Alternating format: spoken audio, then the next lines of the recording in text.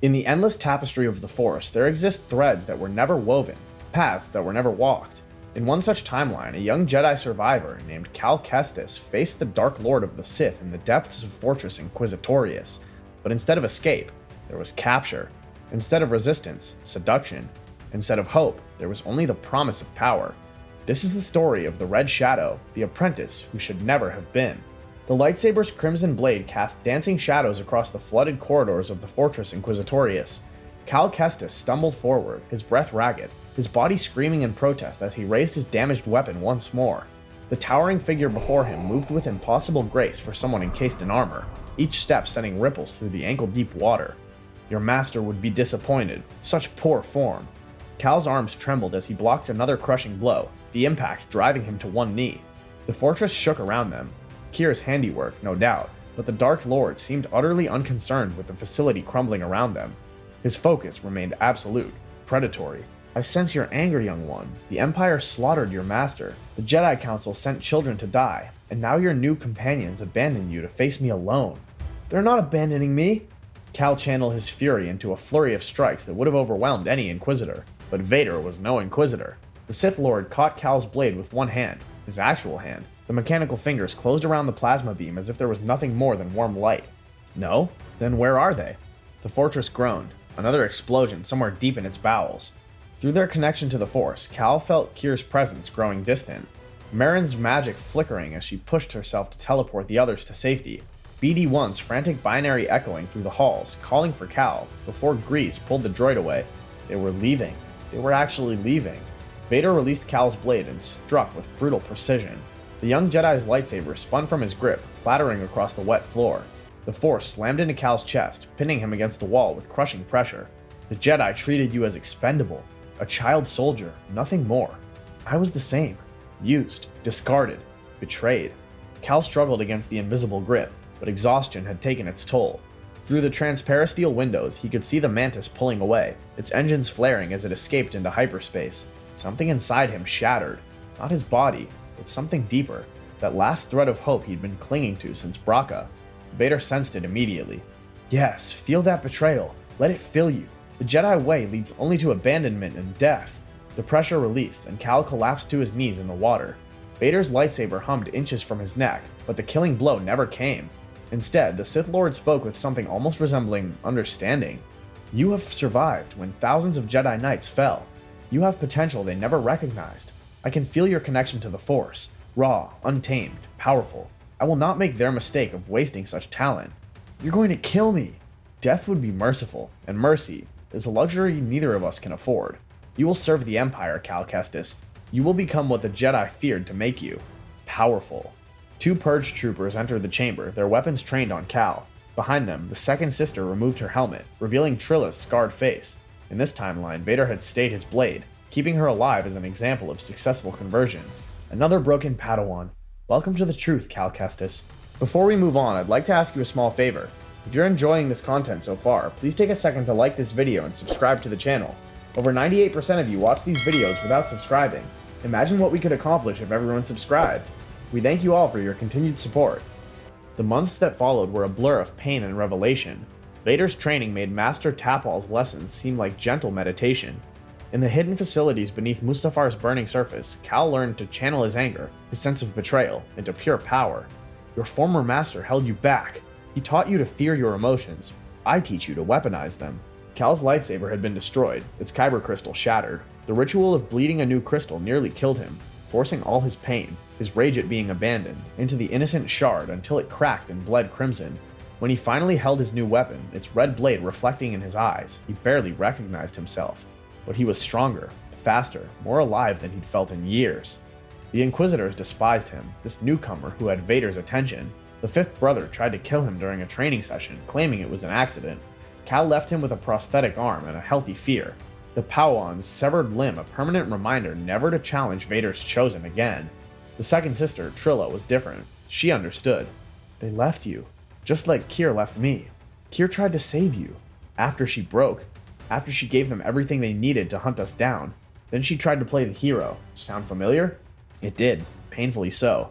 Vader gifted Cal a mask, styled after ancient Sith warriors. It modulated his voice and hid the young man he'd once been. The Emperor must never know of his existence, not until the time was right. Vader kept Cal's existence hidden from the Emperor, compartmentalized even from most Imperial command. The young man became a shadow operative, hunting Jedi survivors with an efficiency that disturbed even veteran Inquisitors. Where they relied on fear and overwhelming force, Cal used his knowledge of Jedi hiding techniques, their secret paths through the Force. He found them in their hidden enclaves, former temple guards who thought themselves safe, Padawans who'd grown into knights without masters. Each confrontation ended the same way, with an offer. Join us, or die as they did, alone, forgotten. Most chose death. Cal gave it to them without hesitation. His psychometry had evolved, twisted. Now when he touched objects, he could feel not just the past, but the fear of those who'd held them. It made tracking survivors almost effortless. During a mission on Kashyyyk, hunting a Jedi who had been helping Wookiees resist Imperial occupation, Cal encountered someone unexpected. He saw Guerrera's partisans had been protecting the Jedi, and Cal cut through them with mechanical precision until he faced Saw himself.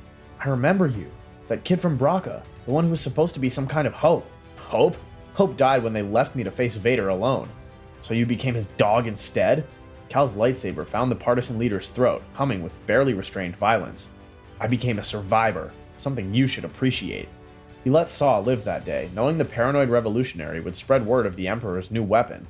Fear was a tool, Vader taught him, sometimes more valuable than death. The whispers began. The Red Shadow, they called him, a ghost that hunted Force users with intimate knowledge of their ways. Even the Emperor began to hear rumors, though Vader carefully misdirected his master's attention toward the Inquisitorius program's unexpected successes. 5 years passed. The rebellion grew from scattered cells into something resembling an actual threat. Cal had become their nightmare. Unlike the theatrical Inquisitors, he struck from darkness, used their own tactics against them. Then came Lothal. Vader dispatched him to deal with a persistent Jedi and his apprentice who'd been causing problems for the Empire. Kanan Jarrus and Ezra Bridger. Cal studied their patterns, their allies, their weaknesses. When he finally revealed himself, it was during what they'd thought was a successful supply raid. But Cal was already there, his red blade deflecting Kanan's strike while his other hand sent Ezra flying into a cargo container. A blind Jedi and a half-trained boy. This is what passes for hope now? The duel was brief but vicious. Kanan fought with the desperate strength of someone protecting their Padawan, but Cal had been trained by Vader himself. The fifth brother watched from a distance, his prosthetic arm twitching. He'd learned not to interfere in the Red Shadow's missions. Cal left them both alive but bloodied, their stolen supplies destroyed, their morale shattered. Tell the others, the Jedi are extinct. What remains are echoes, nothing more. But something unexpected happened during that encounter. As Cal touched Ezra's mind, searching for information about other rebels, he felt something familiar. The boy's raw potential, his anger at the Empire mixed with hope that refused to die. It reminded Cal of himself, before. The sensation was unwelcome, a crack in his carefully constructed armor of hatred. Malachor changed everything. The ancient Sith temple called to all Force users like a beacon of darkness. Vader arrived with Cal at his side, seeking the temple's secrets. But they weren't alone. Kanan and Ezra had come too, guided by someone Cal never expected to see. Ahsoka Tano stood before them, her white lightsabers gleaming in the temple's crimson glow. Anakin Skywalker was weak. I destroyed him. The battle that followed was unlike anything Cal had witnessed. Vader and his former apprentice danced through combat with a familiarity that spoke to years of fighting side by side. But Vader had planned for this. "Cal, she dies here." Cal engaged Ahsoka while Vader dealt with Kanan and Ezra. The Togruta was everything the story said. Fast, experienced, wielding dual blades with lethal grace. But Cal had advantages she didn't expect. His psychometry allowed him to read the history of her movements through the Force, anticipate patterns she'd developed over decades. "You're just a boy. What did he do to you?" "He made me strong. He gave me purpose when the Jedi gave me nothing but lies." Their blades locked, and in that moment, Ahsoka saw something in Cal's eyes, a flicker of the person he used to be, buried beneath layers of pain and rage. "I knew Jedi like you, young survivors of the Purge. This isn't strength, it's survival wearing a mask of power." "Shut up!" Cal's fury intensified, his strikes becoming wilder. The temple began to collapse around them, the ancient weapon within tearing itself apart. In the chaos, Ahsoka managed something unexpected. She touched Cal's face, skin to skin. Through his psychometry, he didn't just see her past, he felt it. Her pain at leaving the Order, her guilt over Anakin's fall, her desperate hope that somehow, some way, the boy she'd known still existed in that armor. The vision lasted only seconds, but it cracked something in Cal's carefully constructed armor. Ahsoka used his hesitation to escape, disappearing into the collapsed temple with Ezra and a blinded Kanan. Vader found Cal afterwards, standing among the ruins. You let her escape. The temple was collapsing. Vader's force choke cut off his words. Do not lie to me, Apprentice. I felt your hesitation. Compassion is a weakness you will overcome, or it will destroy you. From that day forward, the Emperor's suspicions grew. He'd felt the disturbance at Malachor, sensed Vader's hidden presence there. The Sith Master began to probe, to test, to search for what his apprentice was hiding. Years passed. The Death Star was constructed, destroyed by a farm boy from Tatooine. The rebellion grew bolder, and through it all, Cal served as Vader's hidden blade, though the doubt Ahsoka had planted grew with each mission. Then came Cloud City. Luke Skywalker. Vader's interest in the young pilot went beyond strategic. Cal felt it through their force bond, an obsession that bordered on hope? The concept seemed impossible, but when Vader ordered Cal to Cloud City to assist in capturing Skywalker, everything became clear. Remain hidden, observe, learn. The trap was set. Solo frozen in carbonite, the princess and Wookiee contained, and Luke Skywalker walked right into it, just as Vader predicted. Cal watched from the shadows as Vader systematically dismantled the boy's defenses, both physical and emotional, and then came the revelation that shook the foundations of everything Cal thought he knew. I am your father. No! It's not true! That's impossible! Luke's scream echoed through Cloud City as he chose to fall rather than join them.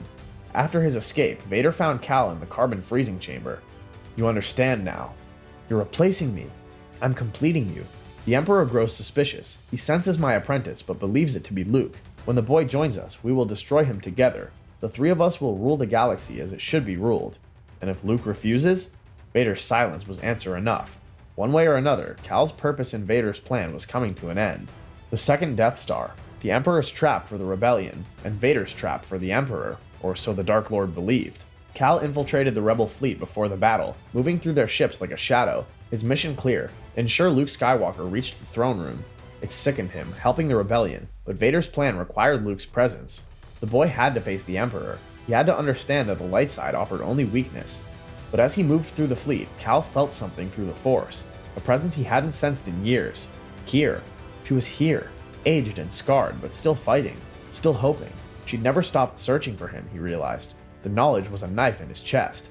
During the space battle above Endor, Cal watched from the shadows as Luke surrendered himself. Perfect. Everything was proceeding as Vader had foreseen, but the Emperor, ancient and cunning, had plans of his own. Cal was summoned to the throne room just as Luke and Vader began their final duel. The Emperor's yellow eyes gleamed with malicious delight. Did you think I didn't know, Lord Vader? Your secret apprentice?